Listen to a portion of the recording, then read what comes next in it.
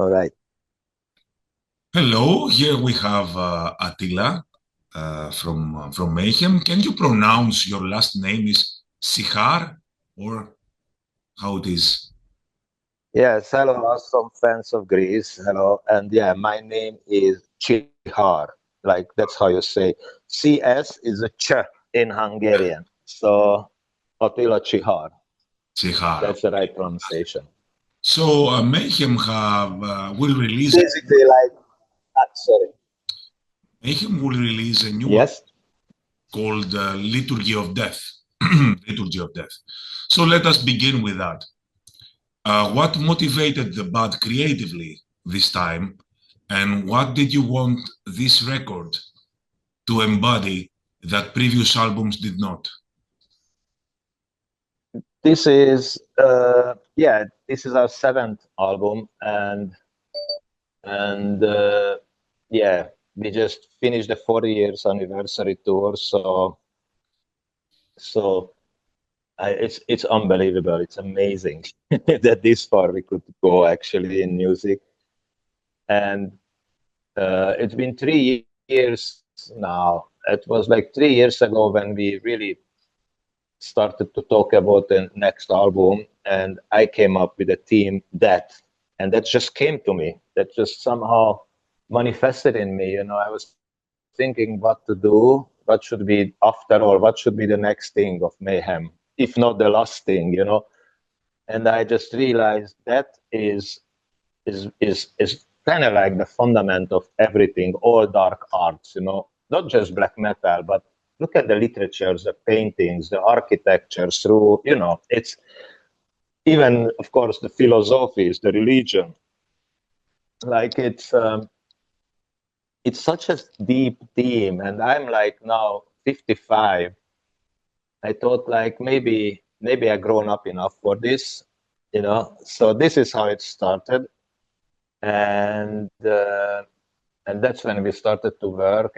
I sent my first sketches to the guitar players, Morten and Charles, you know, Telok and Gol, if you like.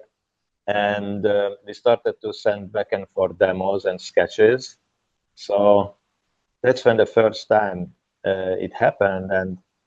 And I just found myself on a very big challenge to write lyrics about this theme, you know. And also our members passed away, you know, maybe that belongs to this 40 years tour too, that might influence us because, you know, like it's always, every album I do is dedicated to those guys, especially this one, you know, both to Euronymous and Dad who passed away. So we had that in the family, so to say. And also this theme it's totally universal since everything is dying, everyone is dying at some point, you know, everything is changing all the time. So this is like very deep philosophical theme. And if you, I don't like this word, but this is probably the most commercial theme I could come up with because I don't think there is a single human being who didn't think about that yet. So that's all somehow culminated in this record, you know. And the title Liturgy of Death just came later, you know, when we had already some songs and like how to name this baby now. I just didn't want to name the album just like that, you know. So we came up with the Liturgy of Death, which is a little bit like the songs for the dead, you know, or it's kind of like a ritualistic meaning, you know. It's kind of like a ceremony, you know. So that's how it happened. There has been a considerable gap between your studio releases over the past 15 years, not only with this one after Demon. How do you explain this space between your records? Is it a compositional issue? Is it a strategic decision? Or just Mayhem's natural rhythm? I think all of it a little bit. I mean, we never make an album just to make a record, just to whatever, just to have an excuse. Or we always, if you think like it's 7 albums in 40 years, so that's almost like 6 years average, you know, if you want to divide it. And also this time, however, that we had COVID too. So when the last album Diamond was finished and we started touring, that's when COVID hit us, and it hit the band really bad because we were just about to start touring. So that's delayed everything at least for 2 years. So that's also counted, you know. And normally it always takes like at least 2-3 years to write an album like this for us. And it's not a constant working, of course, but you know, it's kind of like hanging there, and we working always on a beat, like periodically, you know, going on it, sending new ideas, putting together. So I think it's all made this like 7 years just passed. It's crazy. Yeah. But yeah, I think it's also the COVID what made it a little bit delayed this time. Sonically, many observers argue that the band now operates in a space closer to the mysterious Dom Satanas. Is it a deliberate choice or simply the organic result of this band's chemistry? I think it's organic. I think, like, you know, if you look at the history, like somehow it's always like a 2 albums period. If you look at like, okay, maybe if you call, I think the Mysterious Dom Satanas was kind of after Wolf Layers.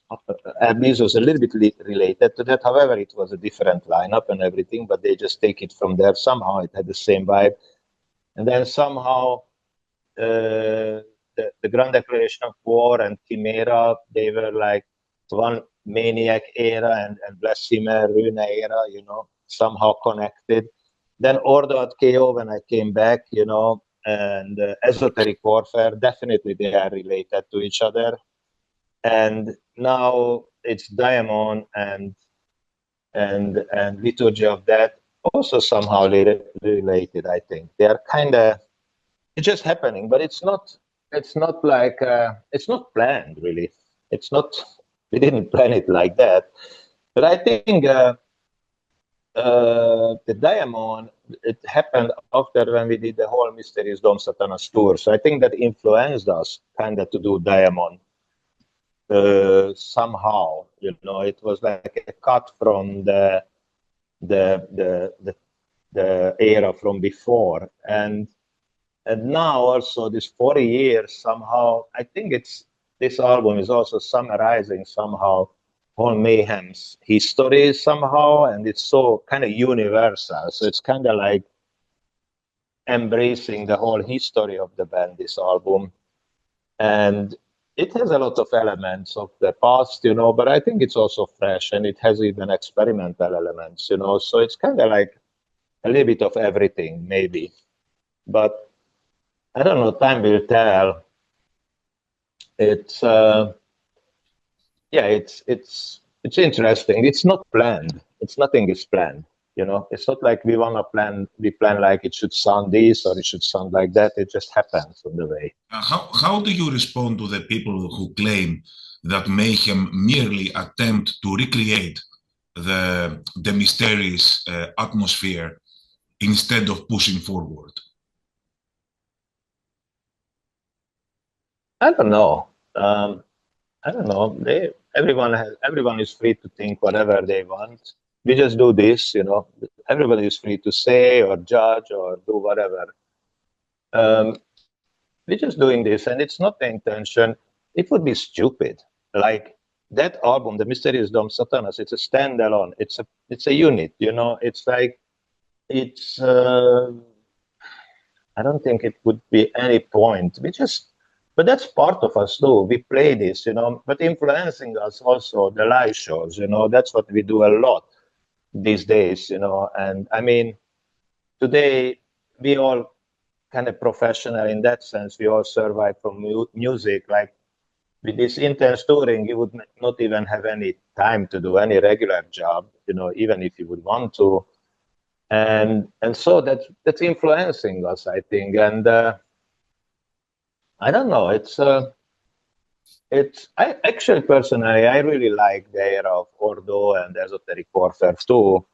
So for me, it's not that those records are very important for my heart. I think they were a little bit like I think esoteric warfare is still I maybe both. It still needs time that people get this message, and it's very scary. That was all about mind control and more like earthly things. But after that earthly thing, I mean, I like to go back to more esoteric, more occult too, So that's naturally more like those tunes, I guess, like the mysterious tunes maybe appear, but then a ball flyer is also like kind of like that. It's very hard to answer, but people have their opinion. It's fine, it's totally fine. And if they don't like the album, that's also very fine. I don't mind. I remember when Ordo, we released Ordo, the first review I read was a Hungarian review, and it said, this album is so unbelievably wrong and bad that I recommend you guys buy some beers instead of buying the CD. I was like, holy shit, that's great. And then, took some time, of course, not the whole, that was the first thing I read. And then, then we got the Norwegian Grammy Award for the album. So it's like, whatever, Also with Tormentor, when I started, all that was like mainstream heavy metal that was not really existing extreme metal it was everything just born in talking about the 80s, like 85. We actually had a lot of bad reviews, like this is wrong, metal should unite, what is this Satan, you guys are too crazy, it's too much. And actually that negative reviews or propagandas worked very well for us because we got so popular in Hungary. I had so many shows in the 80s. Actually, we had already like crowd like 1,000 people at towards like a couple of years after we started. So I just personally learned through my life not pay too much attention what people think or say, and also I just accept it. It's fine. It's okay. It's up to the listener. If you think it's like the mysterious or we want to recreate it, it's fine. You think like that. I don't think so. It's not the goal. It's just coming naturally. The band. But actually, talking about this on this album, you are actually right. But it was more like a dark humor, like I do, like funeral of existence, like almost like funeral fog. Or there is in a lyric like that, like silence. But hey, that's mayhem too. And if we do another mysterious, why not? We could do it. It's freedom of art. We definitely stand for freedom. That's for sure. Like artistic freedom is a big philosophy of mayhem.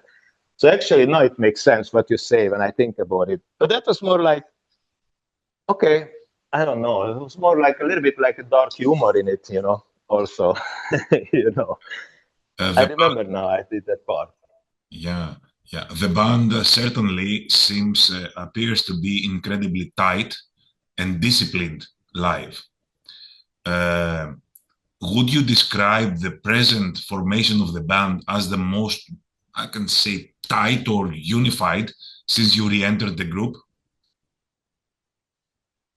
I think so, yes. And yeah, we experienced a lot. And also, this is the longest lineup, if you think about it, like the longest steady lineup, because now this line has been going on these, I can tell, maybe 10 years at least, something like that. So I guess that helps. And it's Morten and Charles. They're two amazing guitar players. Hellhammer is crazy drummer. Necro is like a solid foundation. So I hear that too, and that makes me very happy that I hear it from people after the shows that it sounded really tight and good and stuff. But for instance, talking about myself, I practice every day, almost.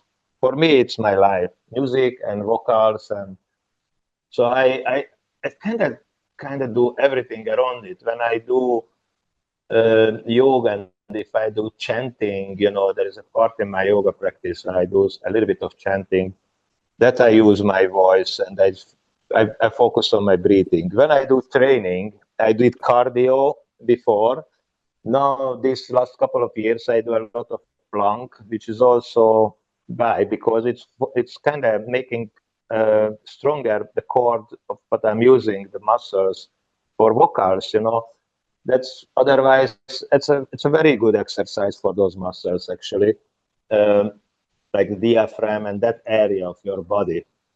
So somehow everything is related for me to music and to vocals. And even here is like I'm setting up I have an outdoor research amplifier. I love hi-fi, you know, and my hobby is hi-fi and my passion is listening music. So for me, it's just crazy, you know. Of course, I have a family life, but everything else apart from the family, it's about music, you know. Okay, sometimes I like to ride my Harley, but that's also music, the engine. But I never ride, like never go on long tours. I don't know. It's just like I drive it in the city in Budapest. So that's it, you know. And yeah, it's. I think that's all. I don't know about the others, but for me, that's all helps the performance. You know, like we are not getting younger, so I think it's a pretty amazing achievement that we can sound better than before when we are already 40 years on the road. And honestly, I don't know how. I mean, I just train a lot. So the last tour we had like a 2 hour set. You know, that's a long. And Hellhammer managed it. You know, like running a marathon. I can manage it. I think two of us making the physical work. You know, like drumming and vocals are the more physically challenging to play, but even guitars, you know, but that's like extreme, and he's amazing. I feel honored to play every night with Jan Axel. You know, he's such an amazing drummer and big artist, like really inspiring. So we inspire each other too. Yeah, it's important. And our philosophy too in the band. Yeah, and the philosophy of the band too, we never hold back. I kind of push for that. It's not like this show is more important than that show. No, that's the philosophy. We try to make the best out of it every night, no matter what. Sometimes there is a small stage, and I'm like, holy shit. I mean, maybe not these days, but you know, maybe 10 years ago, I remember we played like, or whatever, through the years, a small club, a small stage. I was thinking like, where the hell are we going to put Hellhammer's drum kit, you know? And what's going to be this shit? How to pull this out? And sometimes those small club shows are the best, you know, so intense, so full contact with the people, you know, and it's crazy. So you never know. You never know. So I like that at least about us, like, it's always kind of, we don't hold back anything. And maybe that also helps to get better, you know, playing wise. So for me, the whole point to play music is to play it live, actually. So I love to make records. It's great to be in the studio, but my real thing is to be on stage, to face with the people, to face with the audience, to channel this energy, to be in trance and feel this reflection from the people. That's amazing, you know. So yeah, this all culminated in that, I think. Did the Lords of Chaos film contribute to a new generation discovering the mythology behind Mayhem, even if the band did not endorse this kind of portrayal, I could say? In fact, you and Necro Butcher have outspoken about Lords of Chaos. Did you? Yes, that's, you know. Excuse me? Did you get a new generation of fans following Mayhem, younger fans? I think so, and that's amazing. We didn't think about that, you know. But here is the thing: when this movie came, I already talked to another project before who was like a Japanese director, wanted to make the movie about Mayhem. It was also an American production, never happened. And it's been always going on, this stuff around us, like people were releasing DVDs about the documentaries. We never did that. You know, it's like all, I don't know, until the light take us, or like this DVDs has nothing to do with us. We just made an interview and someone released this, you know. So it's a little bit, actually there was a little bit disrespect. But anyway, this what happened, like we heard about this, we saw the script, and it's like, no way. It has to go, or it has to go exactly what we say, or we have to put our middle finger and like, I'm sorry, fuck off. We can't take. And then, you know what happened? Like, I met later the director, who is really cool, Jonas Åkerland, a great director, you know, and he used to play drums in Bathory, which is one of my favorite band all time, you know. So actually, it could be much worse. But still, I told Jonas when we met, like, dude, you have to understand, we are not like Sex Pistols, for instance. Like when they made Sid and Nancy, the band was already ruined, you know.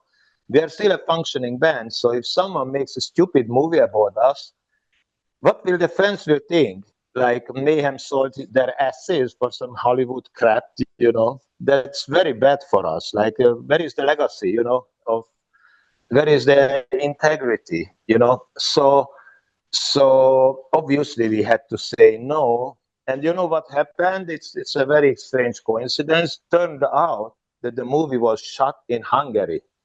I don't know if you knew that, and when I came home from a tour, I mean, my family is in the film industry, basically. My ex and my son, you know, even my daughter, my son, I sent them to drama school from an early age.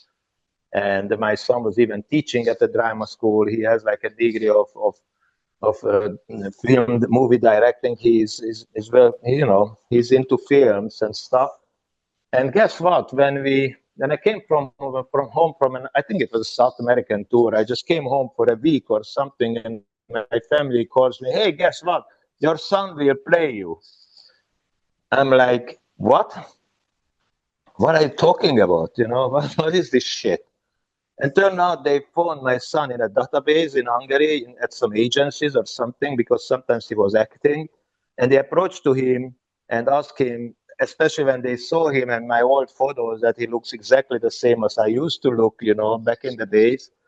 They asked him to play me and play my role in the movie. So first I was thinking what to do, but I decided not to turn that down. I mean, it's too late anyway.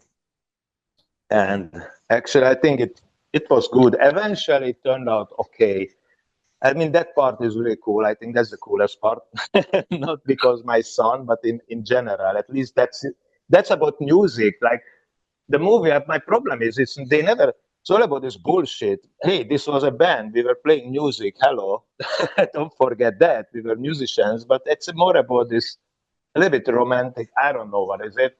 But anyway, Jonas is cool. And the movie it is what it is. It could be. I don't wanna judge it. I think it's okay, but it could be better. It's well made. The actors are cool, you know. So it's okay. At least I was at the scene when they burned the church. That was cool. It was a real church burning, you know. And other than that, it's very cool. Like I see these young people in the crowd. That's really interesting. I just think about myself when I started to play with Tormentor in '85. I was, or '86 when I was on stage already. I was like 15. And, you know, I loved Black Sabbath. I still love them. But back then, Black Sabbath was like these old guys with that mustache, you know, like, fuck, they're so old. Who is this weirdos, you know? And compared to Tormentor, what we are doing, they look like dinosaurs, you know. And that time, Black Sabbath was just 15 years old band. Imagine. Now Mayhem is 40 years old. So I can't imagine these kids, what they think about us, how we look on stage, like, who are these old guys in their eyes playing. But it's crazy. Like we see generations coming to our show, like even like sometimes 3 generations, a little kid with a headphone, like to protect his hearing, and the dad, and then that grandpa, you know, so it's like a 3 generation in our show. It's insane, you know, but of course it's, I don't know what to say. Everyone is welcome to come to our shows. I know when I was 15, I was already crazy as hell, so it's okay. You know, it's okay if young people coming. It's fine. I salute them You have and mentioned welcome them. you have mentioned Tormentor twice, so Oh yeah. still remain an important vehicle for you artistically and live, if I'm not wrong. Oh yeah. Oh yeah. We are still playing. We are coming to Greece, by the way, I think, and I can tell you another date. And we are still playing. And here is the thing: we are playing with the same lineup from '87. That's insane, you know. And by the way, Tormentor is kind of influenced Mayhem, I think, because they approached. I actually, honestly, I didn't know about Mayhem before, and when Tormentor was pretty big in Hungary in the '80s, and when we stopped, I already played with a band called Plasma Fool, which was like electronic, dark electronic. Like we tried to go in the vein of Skinny Puppy and Frontline Assembly and those bands. And when Mayhem approached me, and it was a really strange omen and coincidence. Like my name in Tormentor was Mayhem. Can you imagine this? So of course it's related. It's so strange, you know. My name was Mayhem. Then a band called Mayhem approached me. Then all the stuff what happened, and Euronymous, his first letter, it was about Tormentor 2. You know, he wanted to release Tormentor. They were super into it. I mean, he was very polite. Also, I think I was one of the favorite, and Tormentor was a favorite band of Dead, you know, the Pele who committed suicide. I replaced him. So I saw letters. He's like talking about like basically the only band he likes these days is Tormentor and stuff like that. I was like, wow, that's crazy because I never met him, you know. I mean, I met with Morbid guys they're playing now, which is really, really cool. With the brother of Pallet, you know, and I mean everything is cool, but Tormentor, I guess, was very important, and it's still important to me. That's my high school. That's where I learned that. We had like at least 50 to 100 shows in '80s when I was from 15 to 18, 19. Can you imagine? Like, for instance, Mayhem, they didn't play in the '80s. For me, it's definitely important part. I mean, of course, Mayhem is my number one band on the top of the pyramid, but Tormentor is still there. Now we started to play again, like maybe for 8 years now. It's really cool. And maybe you should do a new album too with that band. We'll see. Do you think that this mythology, this media mythology about Mayhem overshadowed the artistic achievements of the early years? Everybody's talking about Count Gristnach, about Euronymous' death, stabbing, and dead, and not about the music. It's more about the mythology around the band. Do you think it was overshadowed? I think so, yeah. But then again, people can talk or do whatever they want. You know, even if they say bad things about me. I mean, yeah, with Tormentor, we had bad reviews in the beginning and looked like, you know, and it turned out to be like the heavy metal scene didn't like us back then. But this thing, what I want to say about that, man, I was there and we were in our 20s. I was 22 when I sang on that record. Varg, I think, is a couple of years younger than me. So it's okay. I was always the youngest in the band up till Varg joined, because even in Tormentor I was the youngest. And anyway, what I want to say, when I came to the band and I heard the Death Crush album, I was thinking like, okay, this is great. When Euronymous sent me that record, I thought like it's cool, but to be honest, it was like more punky. I love punk. I love punk music too when I was a kid. But I was not, I thought like, I felt like I was there already with Tormentor, but it was still interesting. But when I heard the Mysterious Dom Satanas demos, it was like, hold on a second, what the fuck? This is, I never heard before. This was like a completely new approach. I mean, I was listening Slayer and whatsoever, you know, all the extreme bands you could find in Hungary, but, or Bathory and stuff. But this was something else, you know, this was something I never heard before. The drumming, the structure, the composition, the riffing, you know, everything was so futuristic, so new, so fresh, and so dark. And there was a slow motion in the music, and at the same time, it was super fast, and it was very dark and beautiful. So I think the music itself was really, really promising. I never forget when I listened to the tape, I was like, holy shit, now we are talking. This I definitely want to do, you know, this is something. And that time, no one could foresee what's going to happen, you know. So I believe the music was very important. I mean, we were all about the music, you know, and now the people talk about all the rest, you know. But then again, they can talk about whatever they want. And I don't know, Varg he's cool, you know, he's been also my friend, you know, so I don't know what to say, you know. Euronymous was my very close friends. I stayed at his place, then I stayed at Varg's place, and I don't know. But Varg, I think Varg likes, as I feel, I didn't talk to him since then, but it looks like he likes attention. He likes to be in the media. I don't care personally. I like to play music, you know, and people can say whatever, you know. I like to influence with my music, not with my interviews or talks. I like to talk about music, you know, that's all, you know. Having worked with Euronymous, Blasphemer, and Teloch now, as the principal composers of the band, what are the differences between these three creative environments, I could say? Oh, they are all amazing.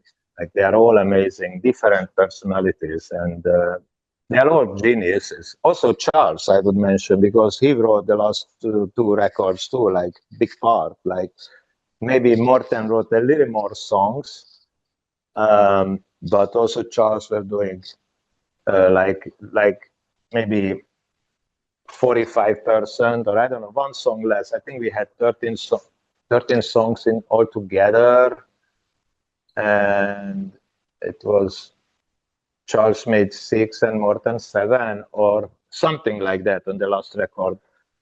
But I tell you, it's very interesting to play with these talented people. They are very interesting minds, you know, masterminds. Euronymous was very kind of, he had these grandiose visions, you know, like he was really kind of in a space, you know, like like, for instance, we talked about it, okay, and how, like, we talked on the phone a lot after I left Norway, and he was talking to me like, yeah, we start the tour, and the first show will be in London, in Hammersmith Odeon, where Venom played. Mm-hmm. And I was like, yeah, that's great. Wow, really? I don't know where he got it from, if it was his fantasy or he had it, but he had like grandiose visions, you know. Blasphemer is such an insanely crazy guitarist and person, and such a creative mind too, you know, like his riffing is just mind-blowing. I think it was it hit me really hard when he decided to leave the band, but I understand. It's, you know, we are about freedom, so if that's your choice, we have to accept it. But I think he's one of the best guitar players out there today. And then Morten, he's an amazing composer. He's coming from the pits of Norwegian underground, you know. He came from, he learned guitars himself, total autodidact mode, way, you know, and he came from the garage, and then he ended up in Gorgorod, and then he came to MAYHEM, you know.